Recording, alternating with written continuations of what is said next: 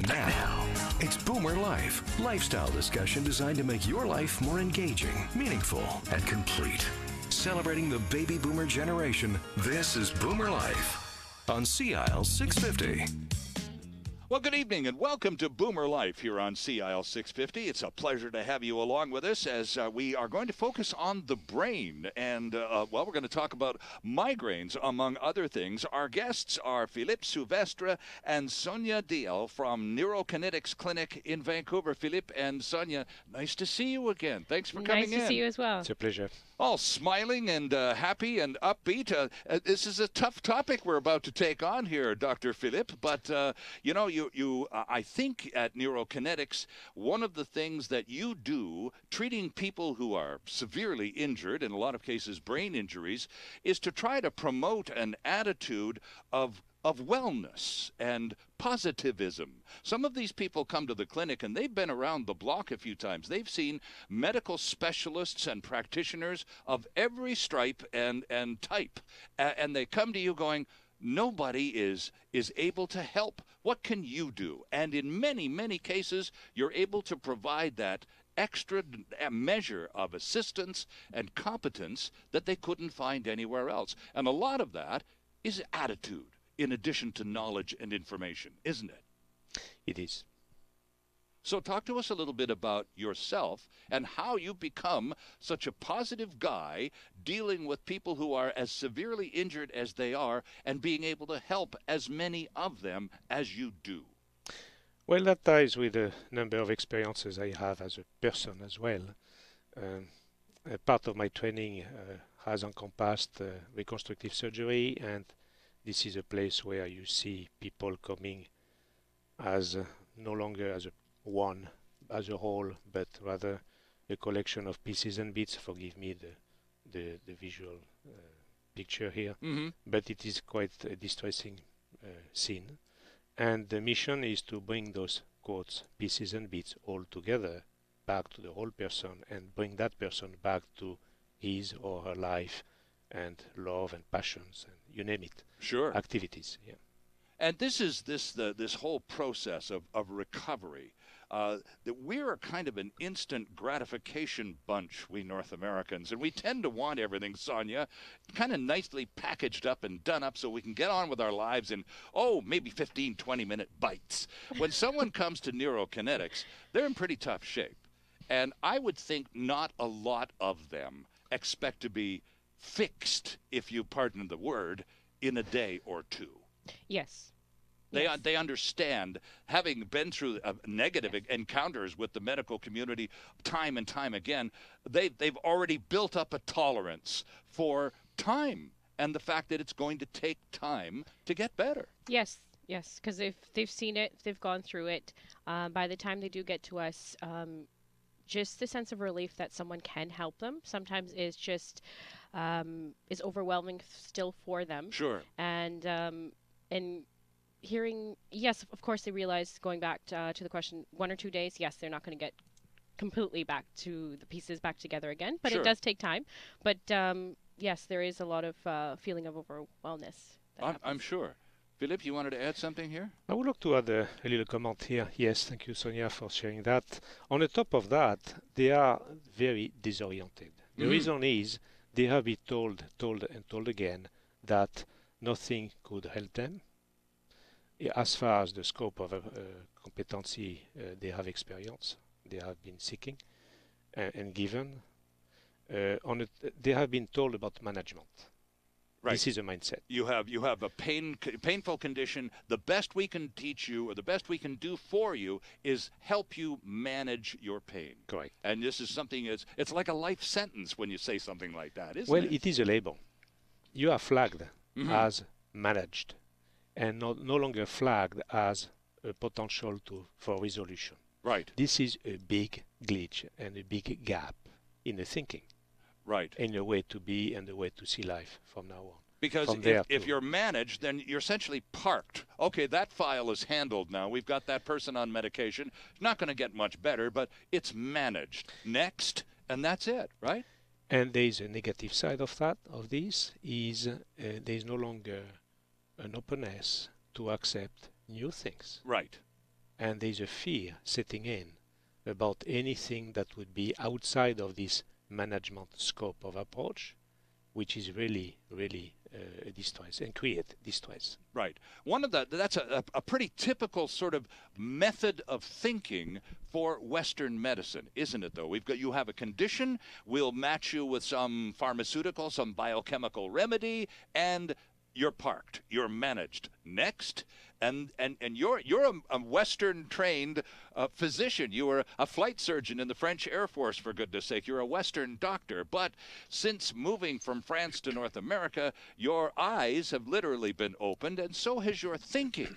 And so you're able to apply not only the lessons of Western medicine to neurokinetics, but also you have a much bigger picture approach to well-being. Tell us about that. Well, it comes from blending different medical cultures and medical point of view models, such as the Oriental medical model, right, which includes acupuncture, tuina, and other disciplines that relies on the representation of energetic channels called, the meridians, and the acupoint activities, etc., which now are found actually to relate to very tangible anatomical entities such as the fascia, etc.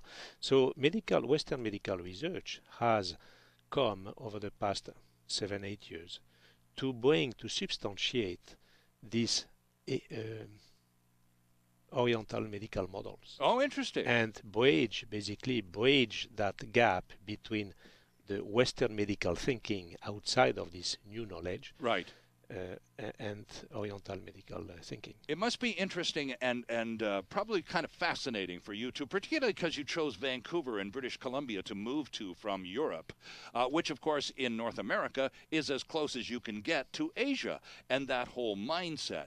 And to watch Western medicine in Canada, particularly here where you've been for so long now, evolve, Philippe, to include at least an awareness of other possibilities, and in some cases a realization that maybe Western medicine doesn't have all the answers after all. It doesn't.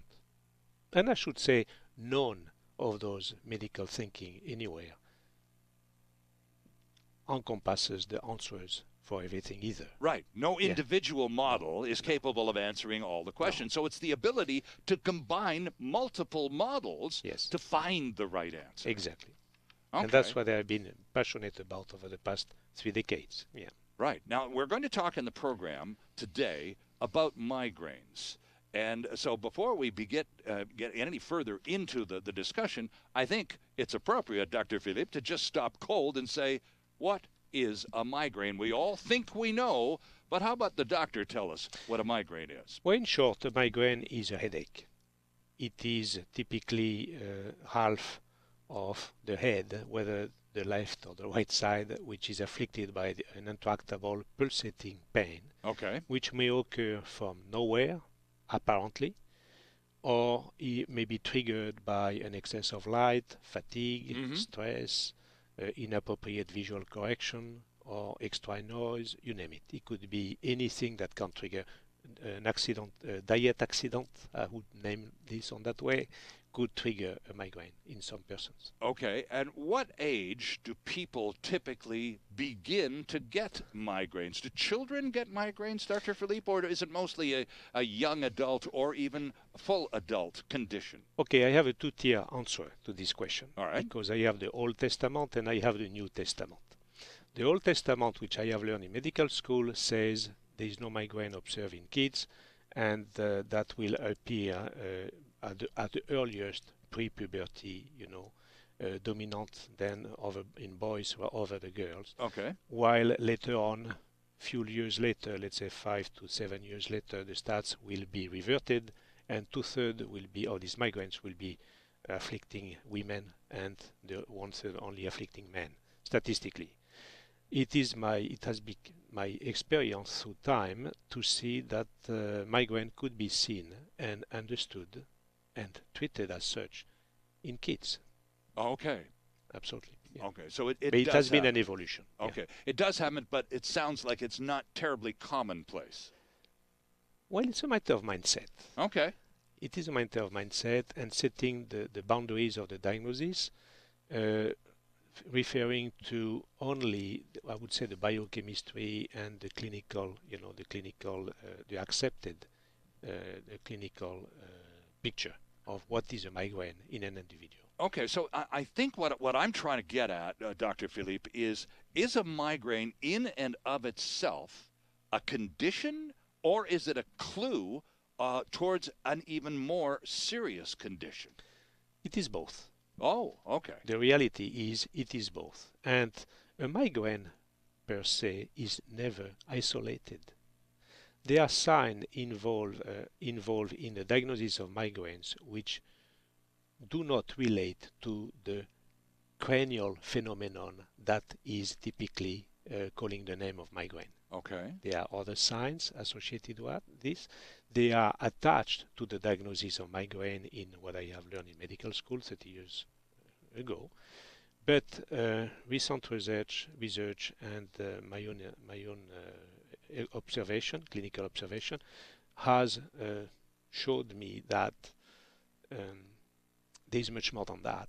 And you have different brain controls are involved, for example, in a genesis of a migraine, a typical migraine picture.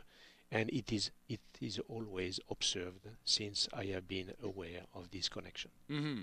Yeah. So a migraine is, first and foremost, an extremely debilitating headache. It can be extremely incapacitating. Right. Yes, and sometimes for days. Exactly. Well, Yeah. I was talking to Sonia about this just before we started it, because Sonia, of course, as the clinic manager, you answer a lot of phone calls from a lot of people who are just calling up, going, "Please, will you listen to my story?" Nobody else seems to want to. So when people call up and talk to you about migraines, I'm just looking at the stats that Philippe was talking about, because it sounds like more women than men are susceptible to migraines. Is that a fairly accurate generalization? Yes. More, Okay. more so women, but that doesn't exclude the men. There No. are lots of men as well. Oh, I understand Yes, that part, but it's slightly skewed Sure. more female Yes. in terms of those likely to get it. And at what age do people? Philip was just talking about there are some instances where migraines occur in children, but typically you also mentioned statistically they start measuring them in the year the puberty years, so Yes. 12 to 14. Yes. That's when you start to see people. Yes.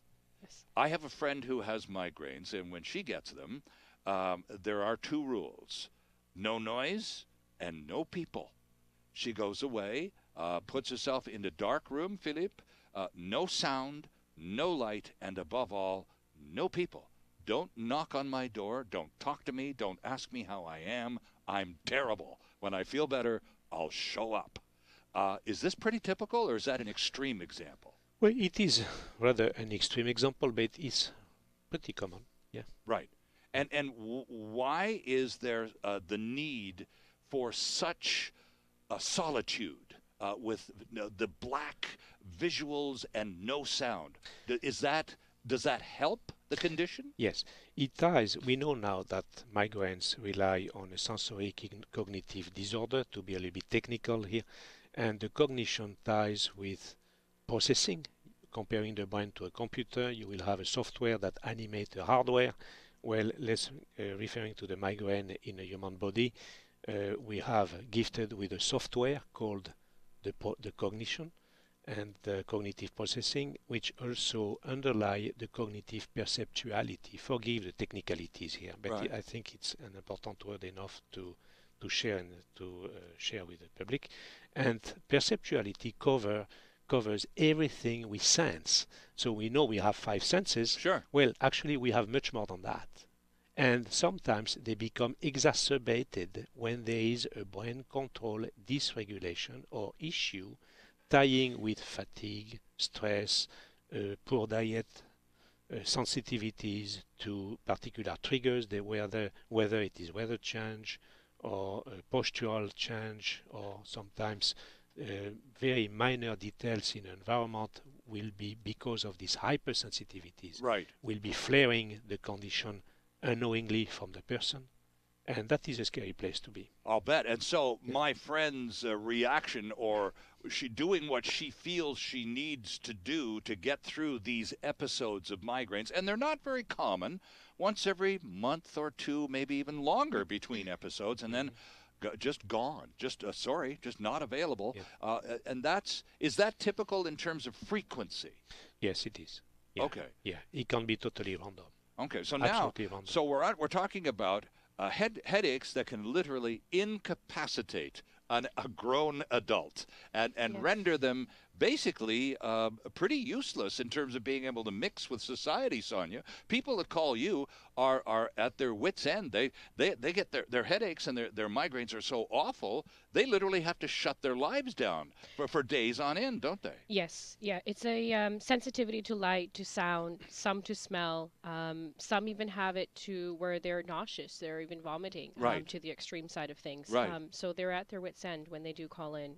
All right. Well, we need to take a quick break here because we're just getting started, and it's a good time to, because, Philippe, you've sort of brought us to the threshold of, you talked about triggers, and that's what I want to pick up on when we come back.